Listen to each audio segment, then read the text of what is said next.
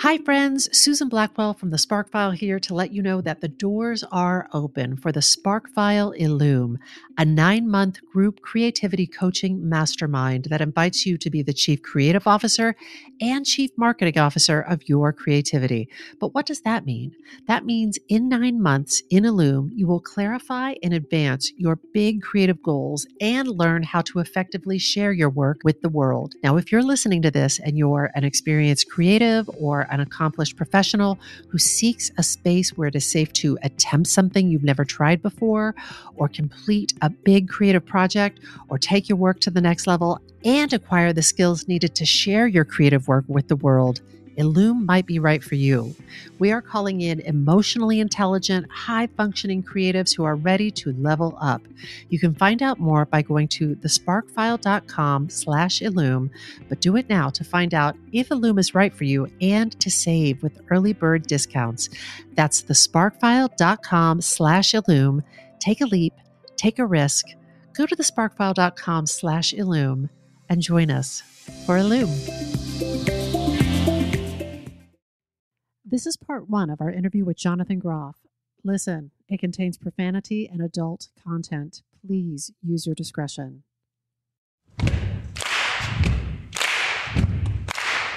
When I bump into something that inspires me, I dump it in my spark file. Could be something that I want to make or how I want to be. I pump it in my spark file. I jump into my spark file. Let's open up the spark file. Welcome to the Spark File, your one-stop nom-nom for creative inspiration. I'm Laura Camion. And I'm Susan Blackwell. If you're joining us for the first time, welcome. You may be asking yourself, what exactly is a Spark File? Where do I get one? What do I file in it? These are good questions, and we have answers. Yes, we do. A Spark File is the place where you consistently collect all of your inspirations and fascinations. And if you're like us and you're making shit all the time, you know that sometimes the wellspring of inspiration can run a little dry. And that is why we're here to refill it. We are on the lookout for fresh ideas, images, and inspiration that spark our creativity and pique our curiosity, things that inspire us to get up off of our asses and make things like this podcast. Or a one-night-only concert that raises funds for an arts organization near and dear to your heart. Or a depiction of a Britpop King George that gives millions of people an incurable case of the earworms. Or an 8-minute gender-bending singing and tap dancing homage to your favorite Broadway star. Or an exacting, nuanced portrayal of an obsessed FBI profiler who done gets his mind blowed up real good by a notorious serial killer. Shush. On today's Makersode, we're going to talk to someone who really sparks us. And that someone is Jonathan Groff. Jonathan, welcome to the Spark File. I feel so sparked already. That intro is so evocative. That intro is a tight 17 minutes. That's right. And we have to wrap. And that's a wrap on the Spark File. Jonathan, real quick, the Spark File price of admission. Tell us a creative risk you've recently taken. It could be something that scared you, something that made you nervous, or something that wasn't perfect, but it was progress. This is a really specific one because I'm rehearsing for Little Shop of Horrors off Broadway right now. Yes. And I have a thing where I feel incredibly self-conscious in the rehearsal room. But when I hit the stage, it's like I feel so much more comfortable. And so the thing that I was really focusing on the last week was trying to be brave in the rehearsal room, the way that I feel on stage. Yeah. And bring it into the room and sort of put myself out there. And in this one particular moment, I'm hugging Tammy Blanchard, who's incredible, who plays Audrey, at the end of the show. And my face is in her neck. And I could feel like I wanted to cry. Like I could feel the emotion coming up in my throat. And I felt myself push it down because feeling self-conscious in the rehearsal room. Yes. Of like, everyone's going to see me cry. That's so embarrassing. And then I took a deep breath and was like, "No, dude, let it fly, let it fly," and in Let it go. let it go, so to Sorry. speak. I'm sorry. You must get that pun 17 million times a week. I'm so Let sorry. it go. Don't be sorry. No, but that's what it was. I let it go. let it And on the flip side, there were still moments where I wished I could let it go in our run through, and I felt like, I didn't do it. Your little butthole went, no. I felt self-conscious, and I just let the moment go by, and I didn't put it out there. What is it about the rehearsal room? I love that you know yourself well enough to get that specific, but I'm curious, like, have you thought about what is it? I think I never went to college. I never studied acting in a room before. It's always been I always like on the job training. And so when it's in a room with, like it's the lighting and it's this like small group of people watching, I feel like happy to talk about what's going on. And I do release and perform in the room, but I can't like fully lose myself fully until I'm on Under stage. fluorescent lights. Yeah. People looking at you. The tribunal is too close. Yes.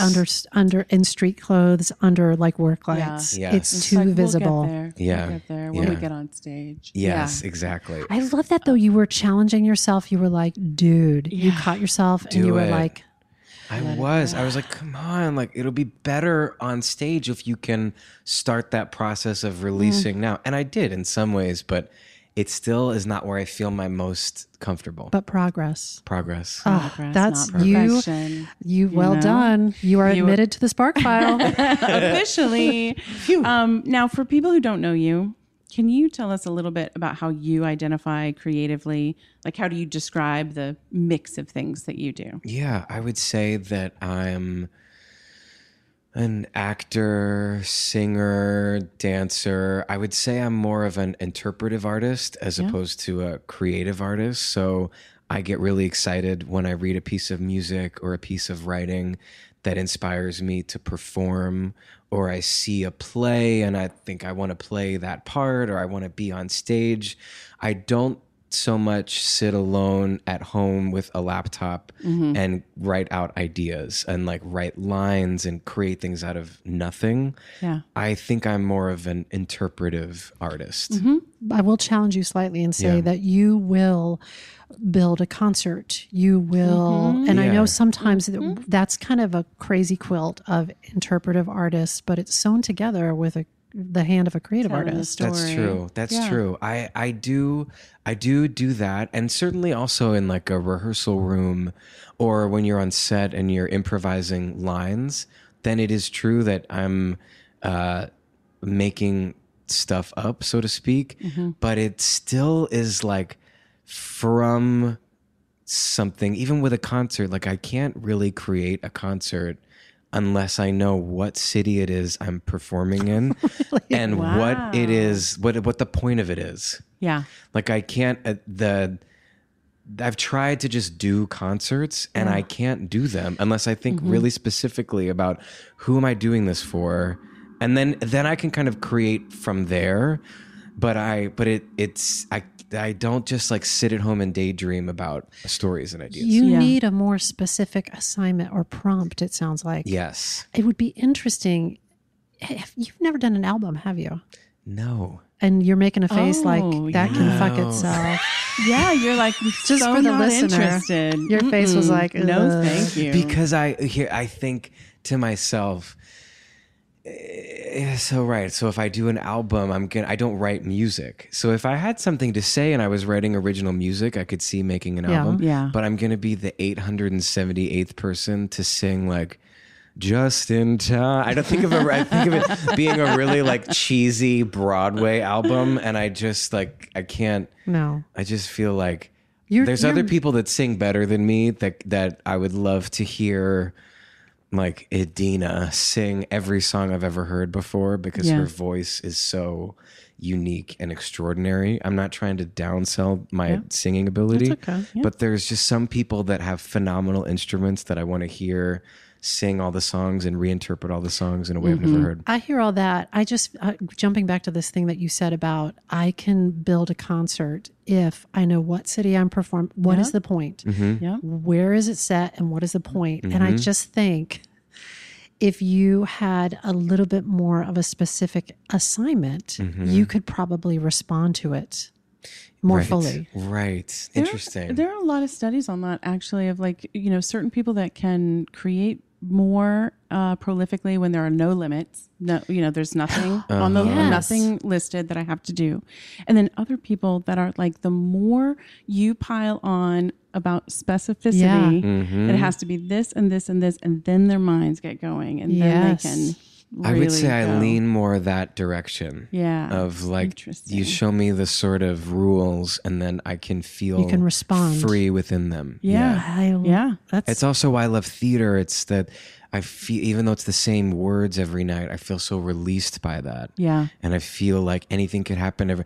I can take chances. I can be vulnerable because I have this set thing that I'm saying, so I can ride the wave of that and let things come up, because it's almost like the words are a source of spark and security at the same time, because it's the same thing every night. Yep. Interesting. When did you start thinking of yourself as a creative person? Created a lot, and 3, 4, 5 years old with my brother, putting on plays in my dad's barn.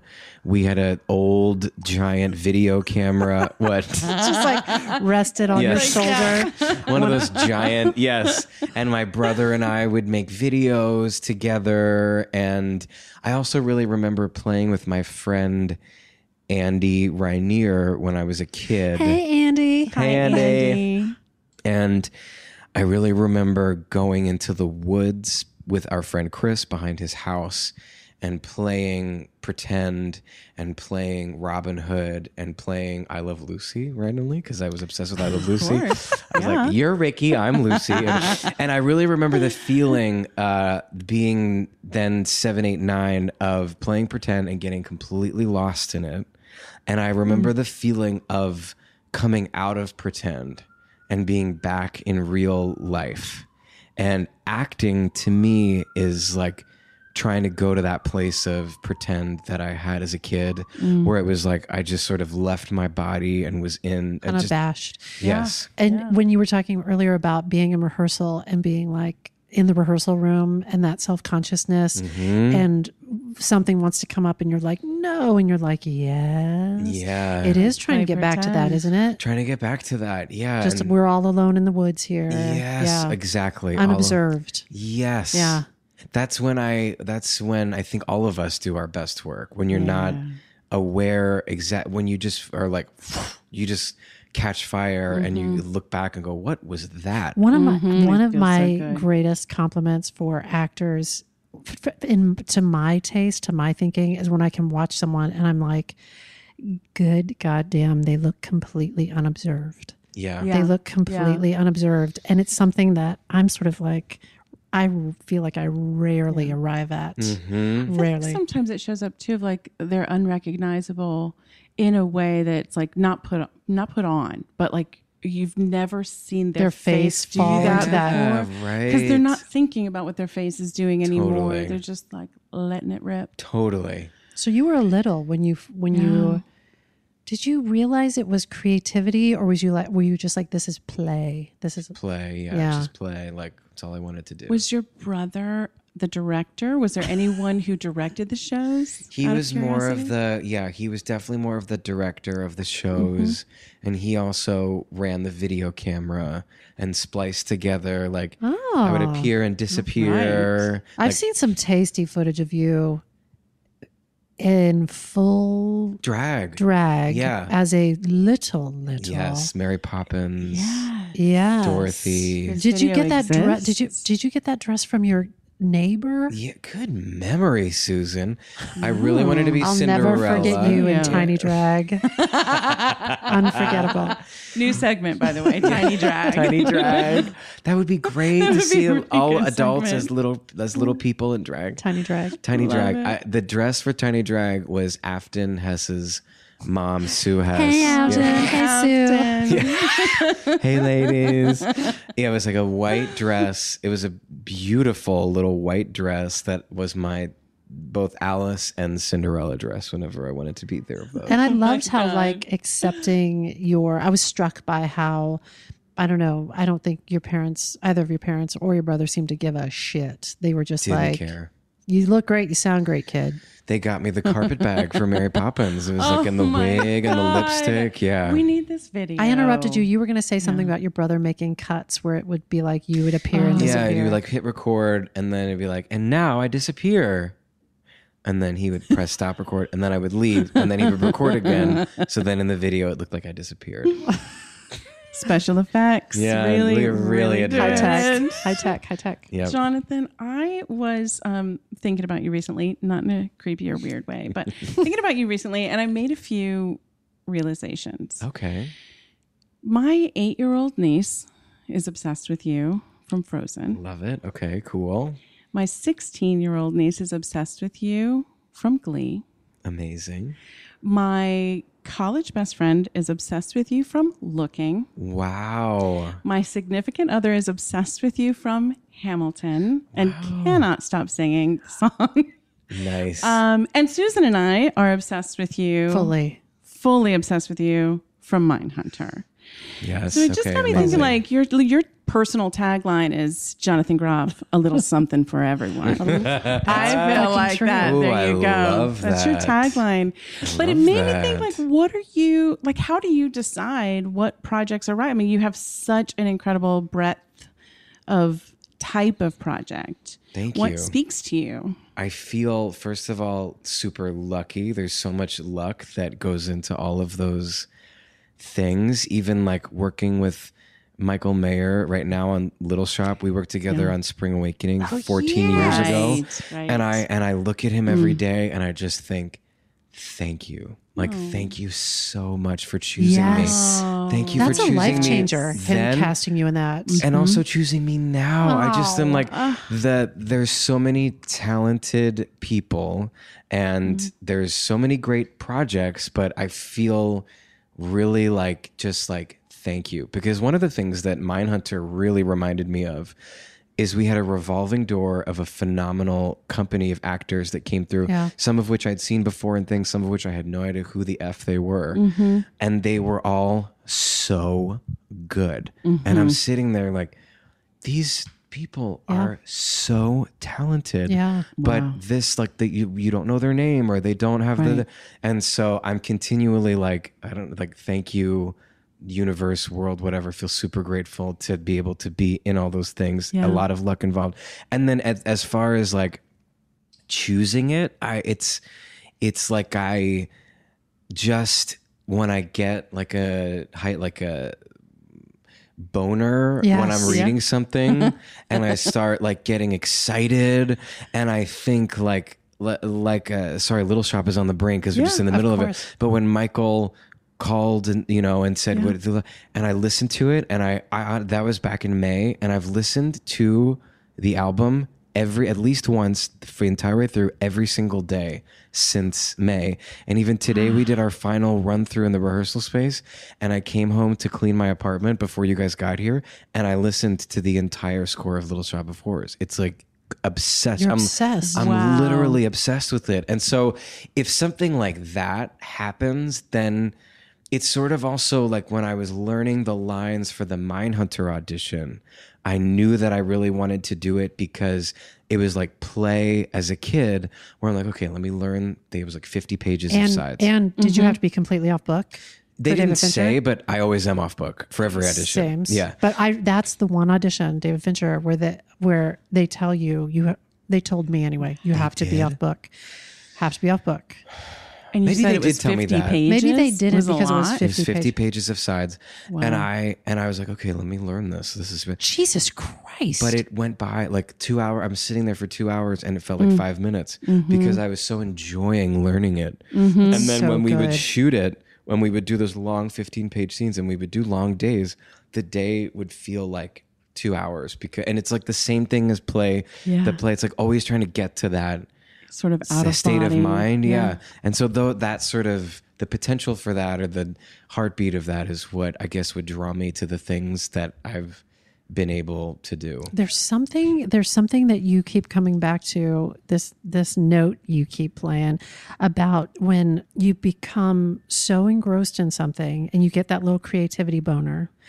Your words, not mine. And now you get that little where time sort of takes on a different dimension. Yeah. That and like from playing in the woods, that sort of unobserved. Yes, it's like having really great sex. When you meet someone and you're making out with them and you're like, oh my God, we've been making out for 3 hours. Yes. And that, and like the beginning of a relationship when you're like, whoa, or you're having, or even like conversation with a really good friend. Yeah. And you're like, where did that last 3 hours go? I felt like we're not done talking. When you have those cool connections with the few people that you get to have that with in life or whatever.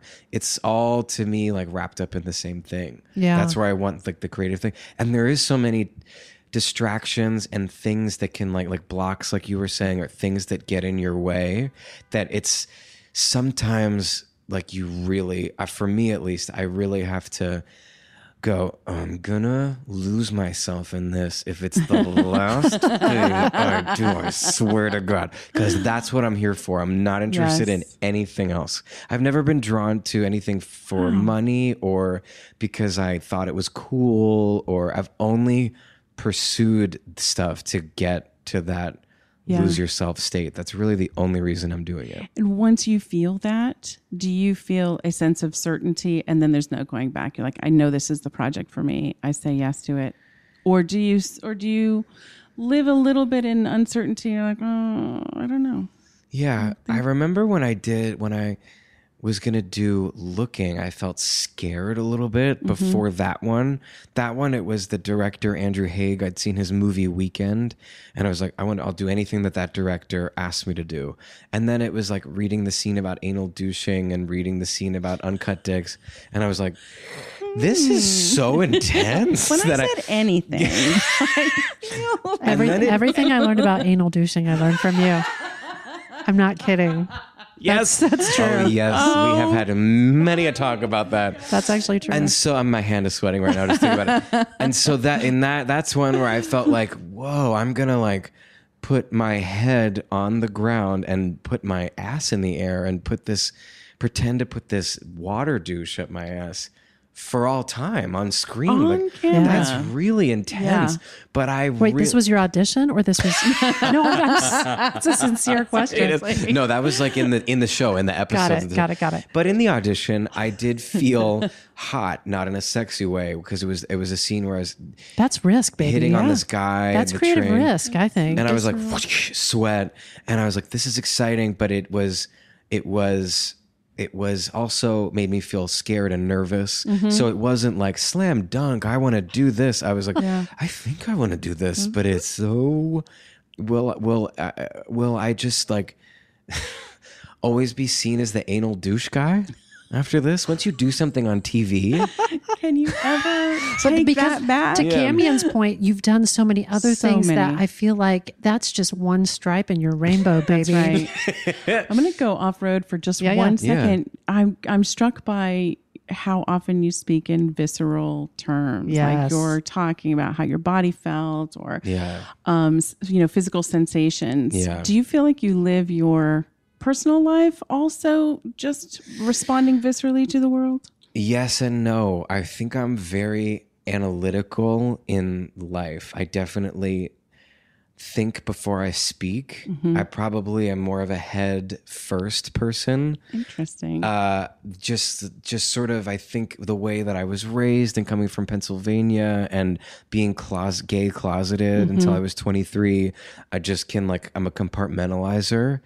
That being said, like I'd really let it go in spin class, and I like physically with people, I'm a toucher, I'm a hugger. Yeah. When I talk, I do a lot of gesticulating. Yeah. I'm like with like a boyfriend, it's very physical. So in certain ways I sweat a lot.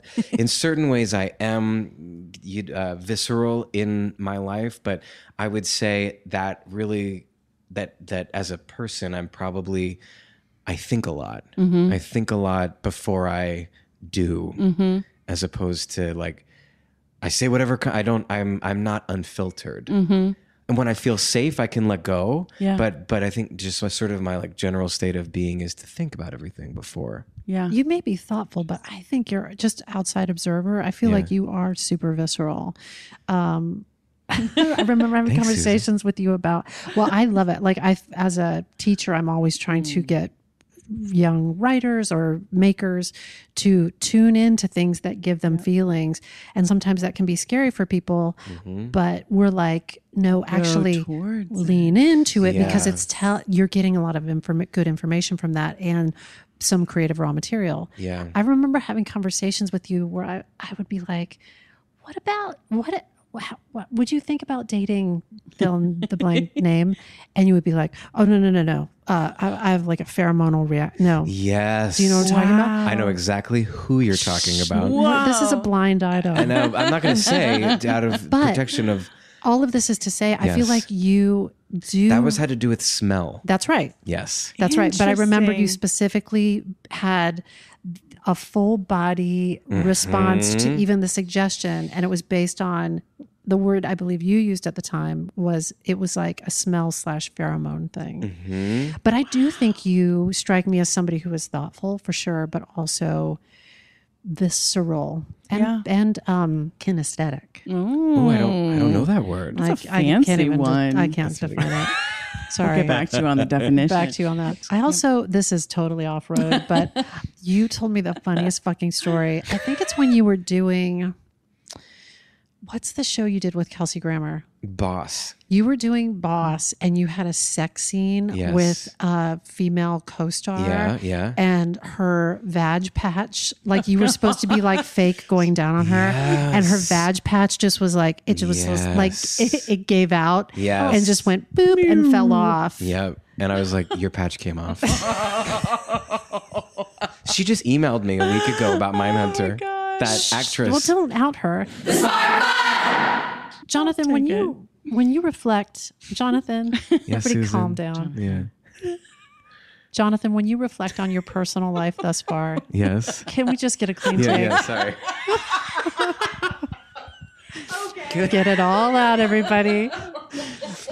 When you reflect on your personal life thus far, Yes. is there a line of demarcation, an event or a chapter that defines before this happened and after this happened in your personal life? The big one is when I came out of the closet, or I guess being out and not being out are the two Got it. big. So you said you were 23, I was 23. and how did that go down? So basically, it's actually related to the creative process. And another reason I say thank you to Michael Mayer is I was in the closet all during Spring Awakening, and I was playing this character that was very sexually open and a rebel, and I was having sex with Leah every night, and like coming inside of her, so orgasming on stage every night. And I was literally So vulnerable. on Broadway doing an orgasm. Yeah. But in real Bare life, ass. bare ass out, being like, oh, like doing a cum face. Just so you know, Jonathan just did a great cum face. If only we were video. I've done so many cum faces. I'm You've done looking. I did a lot of so cum much- Do you faces. vary them? Mindhunter. So much sex. Yeah, a lot of sex. Do you on even mine. get nervous when you have a sex scene on the schedule at all? I don't get nervous. Oh, No, God, I don't would get nervous. love to borrow that from you. I Not look that anybody forward. wants to film me doing a sex But do scene. you ever think like, what's my face look like right now? Like, I is it don't. you don't? I You're think just I think it's sort of that release thing. I get to like kind of recreate it, especially with looking, because it was gay, and you don't get to see a lot of gay intimacy outside of Right. porn. Right. And so showing with on that show is a lot about having eye contact with each other and telling the story of connecting. It was about intimacy more than it was about sex. Right. So looking into Raoul's eyes while he fake went down on me, and then pretending to ejaculate in his mouth while looking in his eyes was actually such an awesome opportunity. For the two of us, it was just so cool. Like when You've really when are you lived. gonna get to when are you gonna really get to have do that? lived. You've really lived an interesting life. I'm not being facetious. Like you've created and have had opportunities to do really interesting stuff in Yes. your creativity. Yeah. Oh, but wait, you were talking about on stage, Spring Awakening. Oh yeah, gay, right? Yeah. So the character was like a rebel and sexually free, and I was doing an O face every night and having sex and and all that. And then when I left Spring Awakening, I felt like I had cultivated this side of my personality via this character. Yeah. I'm not method at all. Like it was very easy for me to leave things at home, whatever. And yet it was like, because I got to do that 8 times a week, a month after I left the show, I was like, where is that? I need to get this out. I feel like trapped because the show gave me this sort of like faucet to release all of that. And a month after I left the show, I was like, okay, I gotta take ownership of my own life and take what I learned from that show and apply it to my real life. And that's when I came out to my brother first, and then my parents, and then the relationship that I was in that was closeted. We ended our relationship, and I moved out into my own apartment, and it was a huge change, a huge sort of life change. How long of a gap was there between you knowing and you communicating it to others? I knew that I was gay since the first time I masturbated, and maybe even a little before that, actually. I remember being in Cape May with my family, and I was maybe like 8, 9, 10, 11, somewhere in there. And there was like a bookstore with a rainbow flag. And I remember touching the handle of the bookstore and seeing the rainbow flag and going, and taking my hand off the hand. Visceral response. Yes, visceral response. And wiping my hand on my jeans and be like, oh no, I hope I didn't just catch like the gay from touching that doorknob. You got it now. Yeah. It's because I think there's a part of me that knew. I don't remember anyone telling me it was wrong. I don't remember anyone telling me that the rainbow flag meant gay, but somehow I knew all of those things. You can absorb all that just watching television. Yeah. And so I've known it for a long time, but then then I was in a relationship from 19 to 23 that was during like the Spring Awakening. That was my first sort of sexual experience. Would you bring that person around? Did people? Oh yeah. And were you just like, this is my roommate? Yeah, Cody. Yeah, he was like, I was like, this. Bless him. I mean, we're still very close. We're still friends. Yeah. And I thanked him in the program with my brother and my mom and my other friend. Just sort of like not. And I would he was at the opening night. He was my roommate. Yeah. This is the worst kept secret of all time. Everyone was like, okay, Jonathan's roommate is coming to the bar again tonight. But you know what? You get to, everybody listening, you get to decide what timing is right for you. That's right. Totally. And I got to a point where I felt like it was more painful to keep the secret than it was to let it go. And when I hit that moment, I released it. And then I can say in retrospect, I went, wow, I was carrying so much on my shoulders that I didn't have to, that I didn't feel like it necessarily in the moment because it was compartmentalized and whatever. And then once I came out, I was like, oh my God. And no one ever told me, like no agent said like, this is going to be, you can't come out or, hide who you are or whatever. But I did feel like I'm going to come out and it's probably going to mean that I'm only going to do off-Broadway plays for the rest of my life. And I'm not going to be, and Did you think that consciously? Yeah. You did. And I felt, it was like, I fell in love when I was 23, 24. And I looked at that person that I was in love with and I thought to myself, this is before I came out like publicly. Yeah. And I thought to myself, I would rather have this be real and out, so to speak, than this is so great. This is better than fake life. Yeah. And so I'd rather have this be real and take a hit in my career than the other way around. And then it turned out that coming out was amazing for my career, and looking was one of the most incredible experiences I ever had. And now it's 11 years later and the world has changed in such a major way, which is amazing. How do you think that coming out has affected you creatively? It just like I feel almost even now in the last couple of years, the coming out process was long for me because when I came out, I wasn't proud and also didn't like the fact that I was gay. Even though I was coming out, I was like, I'm gay and I don't want to be gay, but Here's the truth about me. Yeah, and I don't feel good about it. And it didn't feel good. It felt like a relief that I was no longer keeping a secret, but I didn't feel excited to be gay at all. Celebratory. Yeah, I was like, I'm gay. Sorry. That's how it kind of felt. And then it was like a year, like the shame, like getting rid of the shame. And then when I did looking and suddenly we're having to do like the douching and the talking about the three ways and monogamy and uncut dicks. And all of a sudden it was like, we're talking about gay stuff all the time, that I really kind of started to own my identity and sort of start to figure out how I felt about all that stuff and where I fit in all of it and what resonated with me and what didn't. And when I came out to my parents, I said, I'm gay, but I'm not going to be in a gay pride parade or anything. I'm not like going to. And when I was doing looking, I was the grand marshal of the gay pride parade in New York. And even that, I was like almost not going to do it because it felt just like a little too intense. And then I did it and it felt incredible. And it sort of like broke through that thing.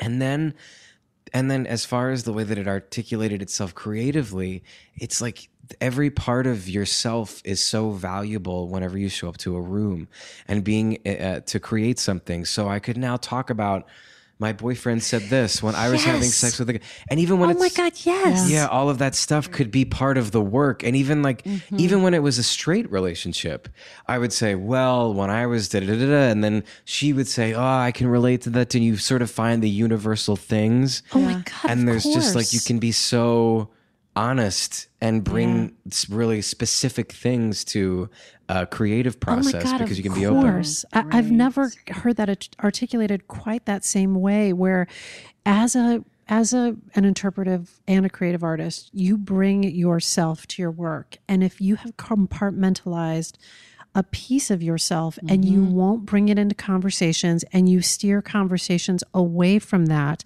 that is a major treasure trove that you are not mining. And that takes energy too. It takes Yeah. an enormous Redirect amount of and capacity. to avoid. So true. Yeah. Oh So my true. God. You're blocking so much. You're blocking so much. What was confusing about it during Spring Awakening is like I was closeted, but I was having so much success. And it was like I'm closeted, but my dream is coming true at the same time. So I think in a weird way at that time I was equating, well then it must be good that I'm in the closet because everything I ever wanted in my life is coming true. Right. And I sort of was like, okay, so that and once I came out and things got messier and more blurred, it in the long run was amazing, but in the short run of like being unemployed and being out of the closet and feeling like what just happened, like everything was going so great, but it was sort of a thing that made me think of that when you just said that. It was like you block energy and sometimes you can get success from that. Like sometimes people don't have sex while they create because they want to save their energy or whatever. But what I learned was I de-blocked it, and then it took a second to get that well flowing, years actually. Yeah. But then once it all kind of osmosis, then I could be who I was and really take the years that it took to come to terms with that. And then also create at the same time, then you start to really tap into your superpower of like, oh, now I feel like I can bring everything. And even though it worked, it was blocked and I was hiding and I was lying and it was working and it was successful. It took that years of sort of cleaning out the tubes to really go to the next level and get deeper. Susan talks about this in our workshops a lot. You talk about when there is a block or there's that thing you're afraid to look at or afraid to do. If you can remove it, like what's right behind it. There's so many other things in the conduit. Might be the superpower. Yes. You just can't get to it until you get it out of the way. And it might take a while for it to appear. Yeah. And you might go through a bad spell and you might think like, oh, fuck, I just pulled out the Jenga piece and the whole thing fell. And it's like, yeah, that's the whole point. Yeah. Because all that was holding you in one creative spot and you pulled it out and it fell. And now you feel like you've got nothing. But then there's that you're building up from the beginning again. Yeah. It's like starting from square one. Yeah. And it takes commitment and bravery to sort of like, and That's patience to real faith too. Sometimes that harder choice is the better choice in the, in the medium long term. Yes. I had a conversation with a guy who is in the closet, and he was saying, I can't decide. He had people around him that he works with, like it was like part of his business, saying, don't come out of the closet because it's going to be bad for business. And I was like, oh my God, okay. And I could understand what he was talking about. Yeah. It's like, okay, I could see in that situation how that could create waves and be problematic in the situation you're in.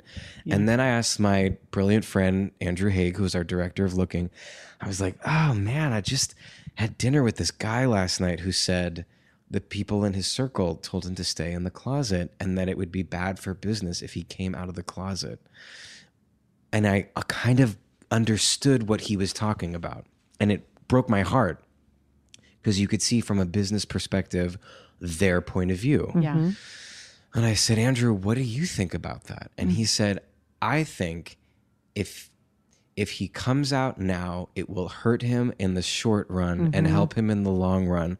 And if he doesn't come out now, it will help him in the short run and hurt him in the long run. I agree with that. You look at it that way. And I thought that was so true. It's like, yes, the immediate thing, the immediate future that you can see, it may be beneficial, but like deep down, owning who you are and speaking your truth will always, in the long run, even if you can't see it right now, service you down the line. But it's hard to, like you said, Susan, have faith in that and the patience for that. I also like to just, when we have conversations like this, I just want to say, if there is somebody who's listening to this and if telling a truth like this would put you in harm's way, if it would make you unsafe because of the familial situation you're in or the social situation you're in, you want to take care of your safety first. Totally.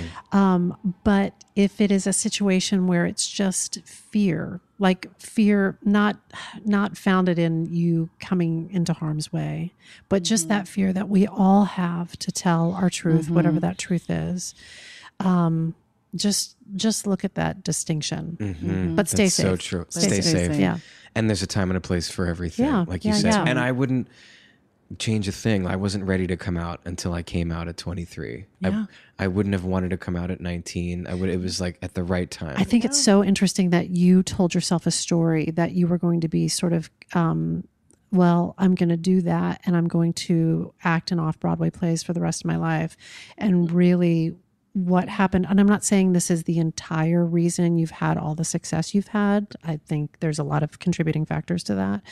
But I think there's something about telling one's truth and being your whole self that makes it possible for you to have the breadth professionally that Laura just talked us through.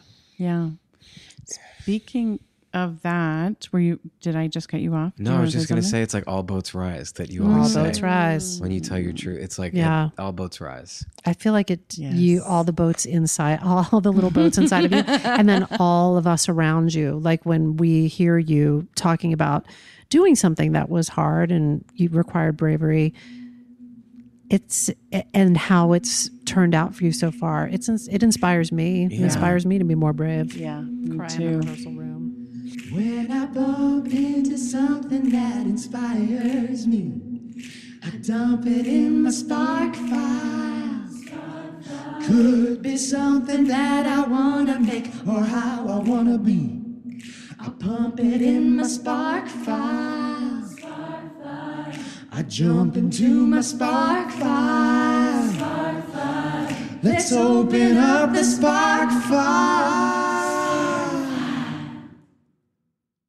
That was part 1 of our interview with Jonathan Groff. Part 2 will be available next week. Unless you're in the future, then it's available now. So go on, give it a listen, and find out what's sparking Jonathan Groff these days. Hi, friends. Susan Blackwell from the Spark File here to let you know that the doors are open for the Spark File Illume, a 9-month group creativity coaching mastermind that invites you to be the chief creative officer and chief marketing officer of your creativity. But what does that mean? That means in 9 months in Illume, you will clarify and advance your big creative goals and learn how to effectively share your work with the world. Now, if you're listening to this and you're an experienced creative or an accomplished professional who seeks a space where it is safe to attempt something you've never tried before, or complete a big creative project, or take your work to the next level and acquire the skills needed to share your creative work with the world, Illume might be right for you. We are calling in emotionally intelligent, high-functioning creatives who are ready to level up. You can find out more by going to thesparkfile.com/Illume, but do it now to find out if Illume is right for you and to save with early bird discounts. That's thesparkfile.com/Illume. Take a leap, take a risk. Go to thesparkfile.com/Illume and join us for Illume.